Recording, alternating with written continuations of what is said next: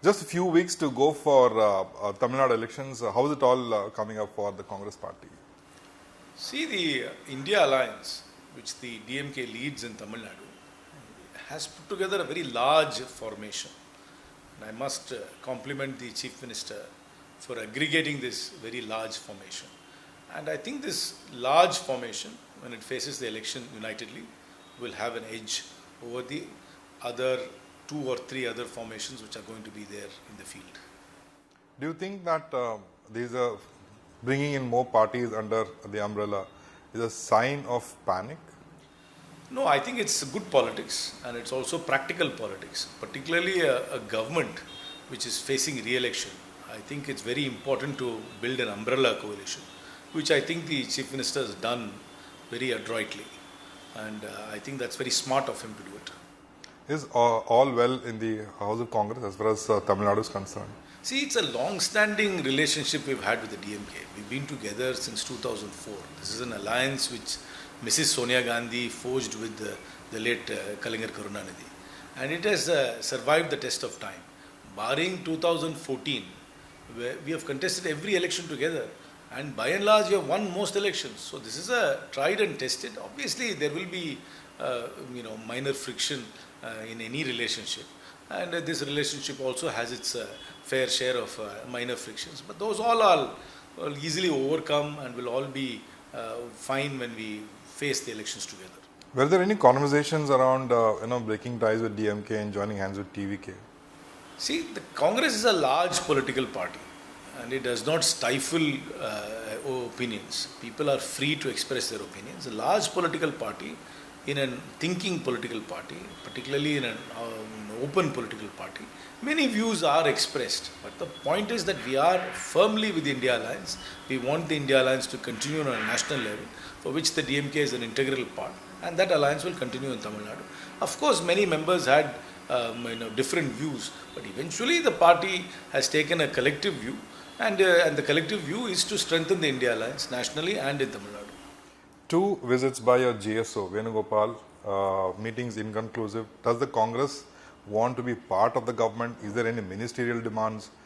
Is that the Congress wants more bite in this election? See, no alliance talks are concluded in one sitting. This is an exercise of give and take. And that exercise of give and take, which we have done with the DMK many a time in the past, will also be done successfully. What we are asking, what they are offering is not something which I can divulge, and neither am I completely privy to those conversations between General Secretary Organization and the Chief Minister of Tamil Nadu. My question stems from the fact that your General Secretary in charge, Girish, goes on record, says it's been more than a decade and a half since Congress has seen power or tasted power. How will the cadre survive just by being part of the alliance and not being part of the government? See, we've not been in power since 1967, so it's now going to be 6 decades now. So, these are not questions which can be easily answered in a short interview. These are fundamental issues which the organization is facing in Tamil Nadu. And we need to strengthen the organization first. And we need to highlight people's issues. I have spoken about these things much more elaborately in the past. But alliance talks are not the only tool to strengthen the organization. I mean, you strengthen the organization and then go into an alliance talk. So I actually have a counter opinion on how our demand should be. My view would be to strengthen the organization, be more on the ground, highlight more people's issues, become part of people's conversation a little bit more, and then naturally whatever we expect will come. But to expect something and then to strengthen the organization is the inverse of the way I look at things. Having political pedigree and being in the middle of Tamil Nadu politics, do you see the current situation? It's a 3-way fight? It's probably a 3.5-way fight. Why do you discount Seeman? He's also putting a small front. So it's a 3.5-way fight. See, the DMK is the larger formation. It has the larger number of political parties and is also a well-oiled political machinery. They know how to conduct elections and that will have an edge. I am not discounting the AIADMK at all. The AIADMK is a large political party, particularly in the rural areas. They have still a very strong brand equity, and their symbol, the two-leaf symbol, is well established in Tamil Nadu. But they are also in alliance with the BJP. The BJP is not the most welcome party in Tamil Nadu. The BJP, in my opinion, is a bit of a drag to the AIADMK, and sometimes natural AIADMK voters also shy away from that formation because the BJP is there. They have also formed a reasonably large electoral alliance, but we'll have to see how their seat sharing talks are going. Everybody is focusing on the seat sharing of the DMK alliance, but nobody is talking about the seat sharing in the AIADMK alliance, which I think is going to be exceedingly complicated, because I just read that Dinakaran has said that he is not in alliance with the AIADMK, but he is part of the NDA and he will negotiate only with the BJP. So it is very odd, whereas the AIADMK is the one which has to allot the seats. He is not even willing to talk to the AIADMK. So that's an alliance which has got very inherent contradictions and has got a lot of personal angst also built into it. And I don't know how that alliance is going to sort out its seat sharing, but they will eventually sort it out. But whether it will be a happy understanding, I don't know. Then there is, of course, the fledgling party of Vijay, which I don't discount at all. I've been saying this consistently, that he's got a lot of energy, he's getting a lot of support, he's a very popular movie star. But the journey from popularity to support to vote to seat is a very long journey, and you need many things in place to convert your popularity into support into votes, and the votes into seats. And my assessment is that he will garner a fair amount of votes, but that might not necessarily translate into seats, especially in a first past the post system. And Seeman is, of course, he's a bit of a disruptor. He will get his share of votes. I know people are saying that his share will go down, but I don't think his vote share will go down, because he sort of gets that, as I call it, the Veerappan Prabhakaran Tamil nationalism vote. There is a very committed vote who believes in this Tamil nationalism, particularly among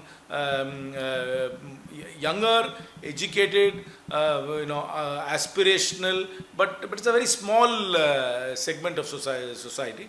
They will prescribe to that his view, which is basically, as I said, Prabhakaran Veerappan Tamil nationalism, but they outgrow it also very quickly. That is why, if you notice, he puts up candidates in one election, but when you come to the next election, most of his candidates would have left the party and gone away. So his voters are also migratory voters. They don't consistently stay with him. They come with this fantasy of Tamil nationalism initially, then they get disillusionized, and then they will move away. But he will still get his 6, 7, 8% vote as well. So you can call him as the fourth front or the third, 3.5 front, as I normally jokingly call it. So with all this together, I still believe that the DMK formation is the better political alliance and is a better machinery. And the Chief Minister's brand equity is much higher than the other Chief Ministerial aspirants. And I think we'll pip past the post. Little more about Vijay. Yesterday he said there is no room for comedy, referring to the NDA. And he said that the fight is between Stalin sir and Vijay. What is this phenomenon of Vijay? Because Tamil Nadu, for a long time you've seen psycho fantasy, film star trying to experiment in politics. A little more on that. See, I really didn't pay attention to his speech yesterday, because and whatever little snatches I've seen or bits and pieces I've read, there's nothing original or new about it. It's all fairly scripted. There's nothing specific or nothing deep into what he has said. And there's a very erroneous opinion about Tamil Nadu, thinking that movie stars succeed. In fact, there are only 2 movie stars who have succeeded in politics in Tamil Nadu. It is the late M.G. Ramachandran and the late Jayalalitha. Nobody else has succeeded in politics. Everybody else has failed. A movie star like Shivaji Ganesan did not succeed in his own political journey. He became an MP within the Congress, but he did not succeed outside the Congress when he started his own political party. Every movie star has failed. He's either shrunk or has become part of a larger formation or have faded away. So there is really no track record for a movie star starting a political party from scratch and actually tasting significant success in politics in Tamil Nadu. Vijaykanth came with a bang, but did not really, nothing fructified after that. So there's really no history to fall back upon to say that movie star politics will succeed in Tamil Nadu. In fact, movie star politics doesn't really succeed anywhere in the south. N.T. Ramarao was a great success, but then Chiranjeevi wasn't. And Pawan Pavan Kalyan had to go and be part of another formation to succeed. In Karnataka has no equivalent success story at all of anybody, and Rajkumar did not succeed. And when Prem Nazir tried it, flirted a little bit in Kerala, he did not succeed. And very wisely, many superstars have kept away from politics, including Rajinikanth, Mammootty, Mohanlal, all of them very wisely. I think they are very wise people. And all of them who flirted with politics have not really had any success. So there is no history or track record to suggest that movie star-led political parties succeed in Tamil Nadu. What is your personal opinion? If the DMK alliance comes back to power, should Congress be part of the government? See, this is not a conversation we should be having right now. I said there is a certain sequence of events which must happen. The alliance must be firmed up, which it is firmed up.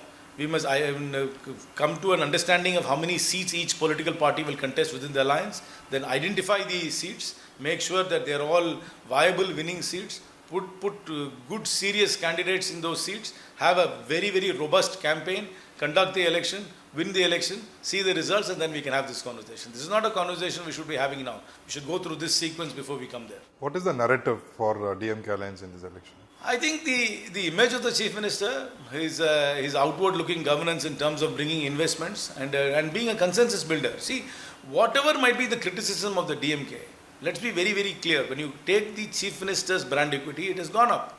And can any one person say that the Chief Minister has said one harsh word against any political opponent or any issue? He's been a very big consensus builder. And I think that's the strength of the Chief Minister. And it's also seasoned him over the years. I mean, his image from where he started off and where it is today has had a huge transformation and has only been in the upward trajectory. And he is the face of the alliance. And I think that his brand equity, in my personal opinion, beats the brand equity of the DMK itself. What's the X factor in this election, according to you? The X factor is the consensus and the large alliance the DMK has managed to pull off. That is seriously a good advantage in an election, especially for a government which is facing re-election.